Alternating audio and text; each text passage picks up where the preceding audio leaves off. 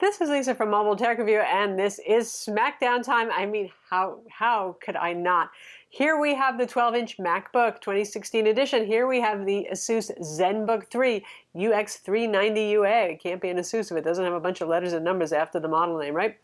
Both 12-inch class machines, both 2 pounds, both incredibly thin. The Mac is slightly thicker. It's so irrelevant. Let's not even talk about that. Obviously, Mac OS versus Windows. If you have a strong preference, then your decision's already made, isn't it? If not, we got this Smackdown now. So first the basics, 12-inch versus 12.5-inch.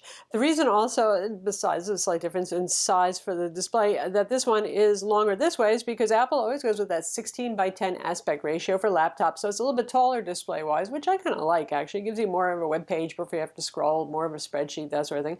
And Asus is the typical 16:9 widescreen. The nice thing about this is no black bars when watching video. They're both about 2 pounds. They are both about the same thickness. 0.47 inches versus 0.52 inches, so that's like 11.9 versus 12.1 millimeters. Close enough. Doesn't really matter to you. What can matter is that one thing about the 12-inch MacBook are the constraints of a small size. Apple decided to go with Intel Core M CPUs. Those are the lower power, slower CPUs versus the Intel Core i5 and i7 CPUs that Asus managed to fit in this. So the Asus is as powerful as any 13.3-inch Ultrabook, and the 12-inch MacBook is slower. So it's best for less demanding tasks. If you're just going to use this, and it is small, a lot of people will just use this for email, writing in Word, streaming video, that sort of thing, occasional photo editing. This is fine. If you do want to do more, if you want to go as small as you can and still have main machine kind of power, then the Asus would be your choice. Also, Asus has Intel 7th generation Kaby Lake CPUs. They just came out, and the Mac is still rocking Intel 6th generation Skylake. Now, Intel hasn't come out with the Core M 7th generation, so, well, Apple can't either. There's not a big difference in performance in terms of CPU between those two anyway, but graphics performance is about 10% improved, at least for the Core i5, i7 models. So, and as ever, Intel is reducing battery consumption and improving heat issues, so that's something to be thought of. Now, on the flip side here, you could say either of these is the prettier one in its own sort of way, and they're all aluminum unibody, equally rigid. You could say the Asus is less pretty only because it's broken up by some, well, vents and grills over here. This does have a fan. You won't really hear the fan doing everyday productivity and streaming work, though. It's amazing, really, how cool it runs given the power that's inside of this. But if you plug it in when it's charging, that generates heat in the battery. You will hear the fan. It's a small fan. It's not going to fill the room with noise, but you'll hear it, like I said, when you plug it in. Or if you're really going crazy and you're pushing it and you say, hey, I'm going to use Premiere Pro on this, which you could as much as you can with any Ultrabook, and, you know, go to town with it. The Mac, speaking of Premiere Pro, you know, Premiere Pro is not really well optimized for Mac OS as it is, so Final Cut Pro is a better choice. You can run Final Cut Pro on the 12-inch MacBook, but it's not really a good experience. If you're kind of at all serious about video editing, say like we are, it's not a fast enough experience, so let that be your guide. Back to the vents over here. There's a reason, because we have a fan here. We don't have any fan on the Mac. Core M doesn't require a fan. The Mac will get warm on the bottom, even when streaming 1080p video. You'll notice it more so if you're plugging it in to charge it. Again, charging generates heat in the battery. The other grill's over here, because this has quad stereo speakers. So you have 2 down-facing and you have 2 above the keyboard facing upward. You know, the 12-inch MacBook really impressed me with its audio, but I'll tell you what, the ZenBook takes it to another level. It sounds better than most Ultrabooks that are larger on the market. In terms of ports, well, you're rocking a single USB-C Gen 1 port on both of these, so they're equally port constrained. Gen 1 port, like I said, so no Thunderbolt 3, no faster stuff, and both of these use it for charging as well. So you're going to be using some dongles, splitters, adapters, hubs, that sort of thing. The more expensive model that Asus sells with the Core i7, 16 gigs of RAM and a 512 gig SSD, comes with a little hub in the box that has pass-through charging, also does regular USB-A and HDMI. The less expensive model, the 1099 model, the Core i5 here, does not though. So you're going to have to find some dongles and adapters with either of these if you want to use those kinds of peripherals. They both have a headphone jack. Long live the headphone jack in laptops. It's not dead yet. Now, with both of these are high-end classy chassis, and you know, you can even do the one finger opening of the lid action. Asus really went to town, like I said, with the audio, with the way the hinge works, that sort of thing. It's all good stuff on both of these. Now open them up and my God, don't they look nearly identical? It's almost embarrassing, right? The trackpad on the Mac is a bit bigger. It's a nice Force Touch trackpad. It is still the better trackpad. The Asus's trackpad is still large enough that I have no issue with the size. And it's actually a very good trackpad. Multi-touch gesture is pleasant. I'm just not so fond of how glassy smooth it is, but you know, that's a matter of personal preference. It does have a fingerprint scanner up here though for Windows Hello biometric login. Of course, with the Mac, you're going to just type your password in, or if you have a Apple Watch, you can actually use that to unlock your Mac too. Both of them are glossy displays. Neither of them supports touch.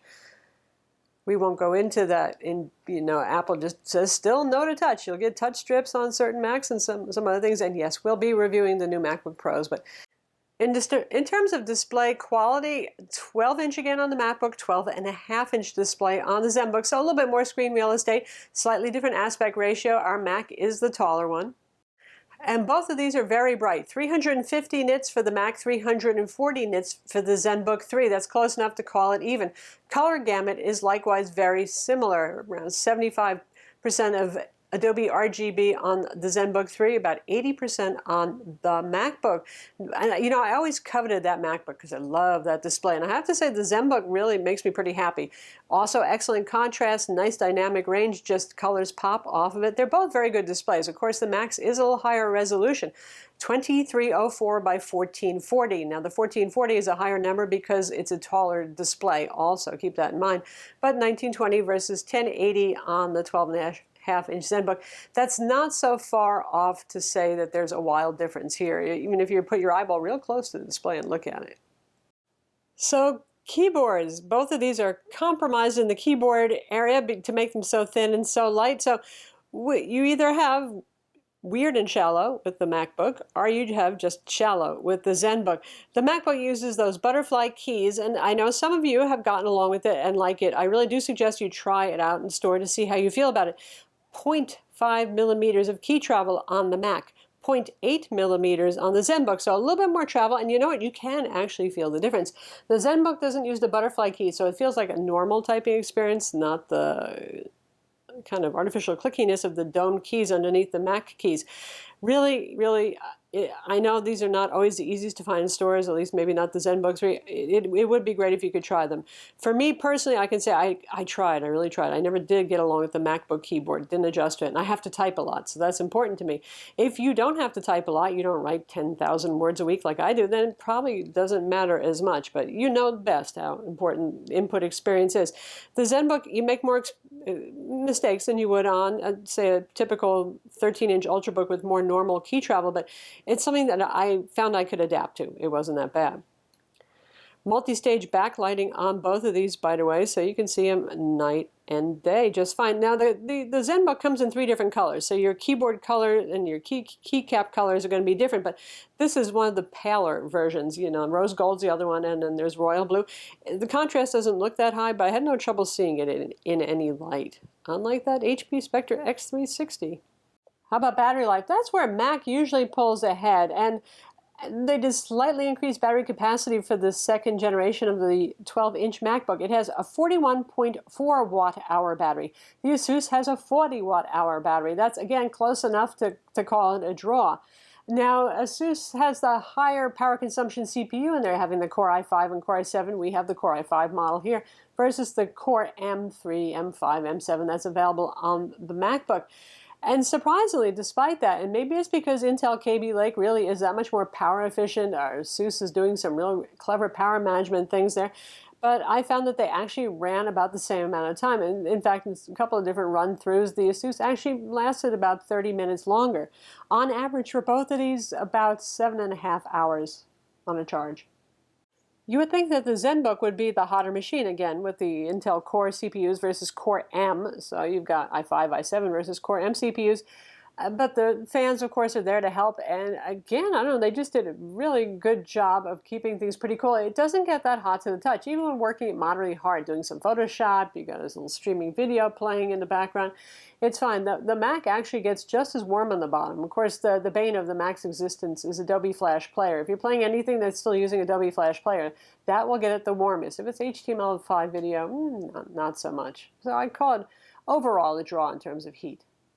So there you have it, 12-inch MacBook versus Asus ZenBook 3. Asus ZenBook 3 starts out less expensive, but when you get the higher-end model, it's pretty darn pricey too. So $10.99 starting price versus $12.99 starting price, and you can customize to the cows come home. This one obviously is the more powerful laptop, the Asus, so therefore you're getting more for your money, and that's a nice thing. But if you're really into Mac OS and you like Macs and the whole ecosystem, well, there's that. I think they're both very attractive machines. I would say the Mac is still a little more clean and minimalist design. Some of you are going to take issue with the gold highlighting here, which actually looks pretty cool, but is also slightly, well, blingy. But in a nutshell, either way, I mean, these are both really aspirational little ultra-portable devices. I would love to own either of them. I'm Lisa from Mobile Tech Review. Be sure to watch our video reviews of each of these. Read our written reviews too. Subscribe to our YouTube channel, and thumbs up if you liked it.